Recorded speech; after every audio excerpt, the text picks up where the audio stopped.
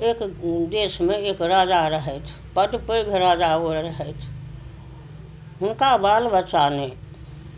हुनका जतेक संग साथी रहनि से कहय लगलनि गाँव गाँव के राजा सब जे सरकार आब अहाँके बाल बच्चा नहि भेल, अहाँ विवाह कऽ लिअ दोसर तऽ बाल बच्चा हैत।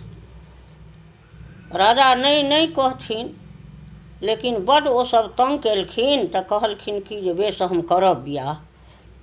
रानी सुनलखिन, रानी कहलखिन जे बाप रे आब तऽ राजा विवाह कऽ लेता।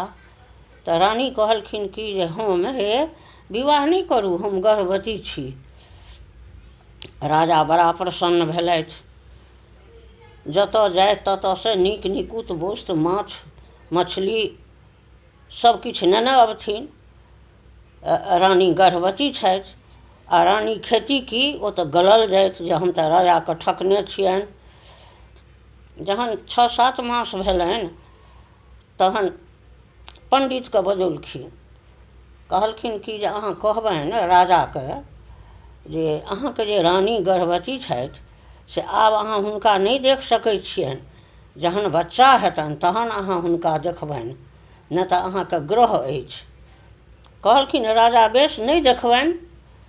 जहन 10 मास पुरि गेलनि तखन आब रानी की करती तऽ दगरिनके बजौलनि।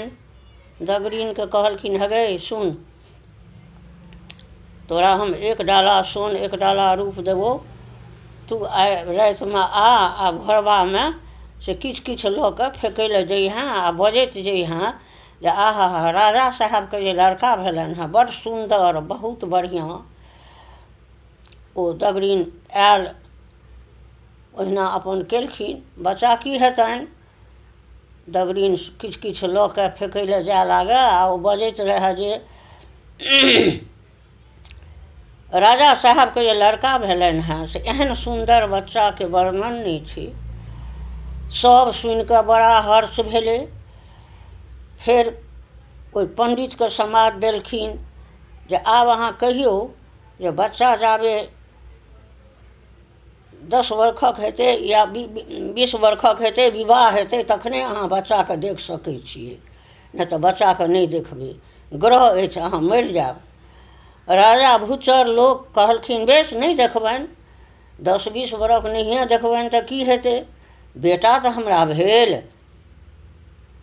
ओ उठलखिन।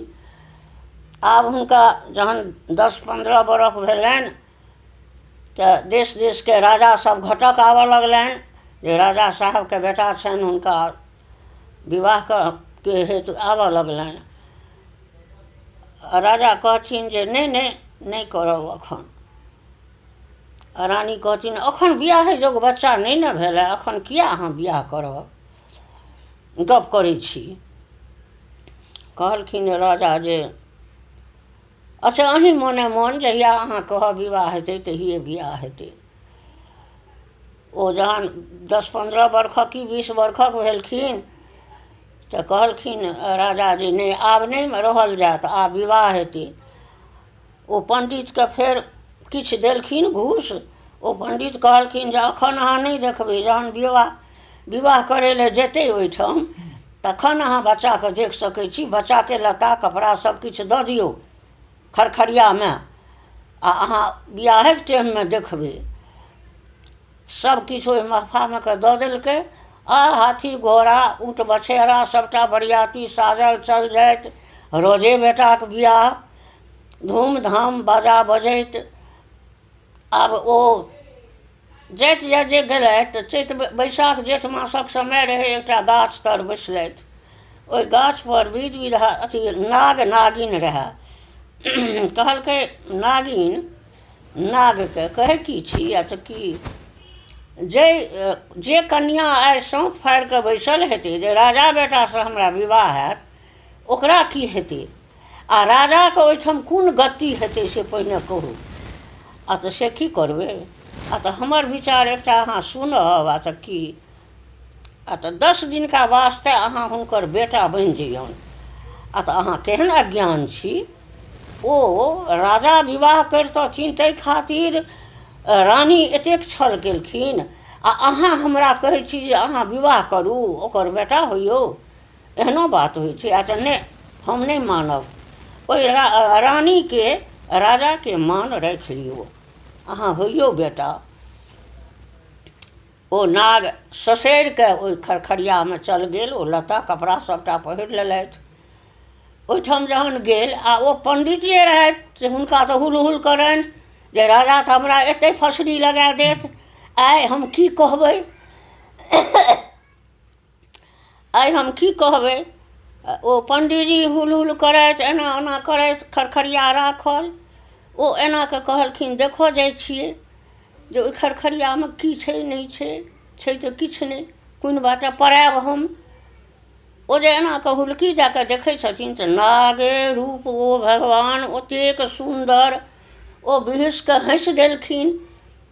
आ कि पण्डीजी कहलखिन राजा साहब एखन अहाँ बच्चाके आब मुँह देखू, आब अहाँ अपना लड़काके मुँह देखू हन, आउ एखुनका समय बहुत सुन्दर अछि। राजा खरखरियाके खोलि कऽ एना कऽ देखै छथि, अरे बाप रे बाप। ओ नागराज प्रणाम केलखिन, गोर लगै छी पिताजी। बिआह भेल, दान भेल, सबकिछु भेल। राजा तऽ राजपूते ने होइए। तेसरा दिन विदाहो भऽ गेलाह सबकिछु लऽ कऽ। आब सब कहै अयलनि रानीके, कहनि ये अहाँके बेटा पुतोहु आबि रहल अछि। रानी तऽ गलल जाथि जे राजा आबि कऽ तऽ हमरा फाँसिए दऽ देता, हम तऽ झूठ बाजल छी। ओहिठाम जे एलखिन से देखै छथिन, कहलखिन राजा परिछू परिछू जमाय बेटाके परिछ कऽ घर करू। घर केलनि, बड़ा हर्ष भेलनि, ग्रामीण लोक सब भरल ठठ लागल। बेटाके अरिछ परिछ कऽ घर केलनि, बड़ बढ़िआँ बड़ दीव। जहन 6 दिन बीत गेलै, 7 दिन बीत गेलै तऽ नागिन कहलखिन जे नाग नहि अयला से नहि, आब जा कऽ देखै छियनि।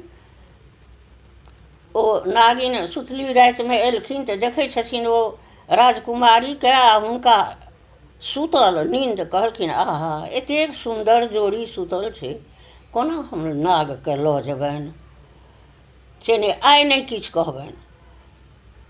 नागिन घुरि कऽ चल गेलखिन। ओहि प्रात भेने फेर भरि दिन नागिन ने चोरी केलनि ने किछु, ने बुन धुनमे रहथि जे नाग तऽ लोभा गेला, ओ तऽ आब औता कि नहि औता। फेर सुतली रातिमे एलखिन तऽ फेर ओहिना देखलखिन। कहलखिन नहि, एहन अन्याय हम नहि करब, एतेक सुन्दर जोड़ी छै, एकरा कोना हम विघ्न करबै। ओ नाग फेर नागिन चल अयलथि। तेसरा दिन जे गेलथि तऽ नागिन कहलखिन ई हमर शक नहि हैत। हे भगवान, एहन सुन्दर राजकुमारी राजकुमार जोड़ा लागल छै से नहि, ओही पलङ्गके पासिके पौआ लगा कऽ मूड़ी पटकि कऽ ओ मरि गेलथि ओहीठाम।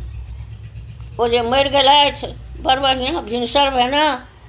नाग जे उठला, राजकुमार तऽ देखै छथिन नागिनके मूल पड़ल। कहलखिन अरे बाप रे बाप, हमर नागिन मरि गेल, हम कतऽ लोभा गेलहुँ।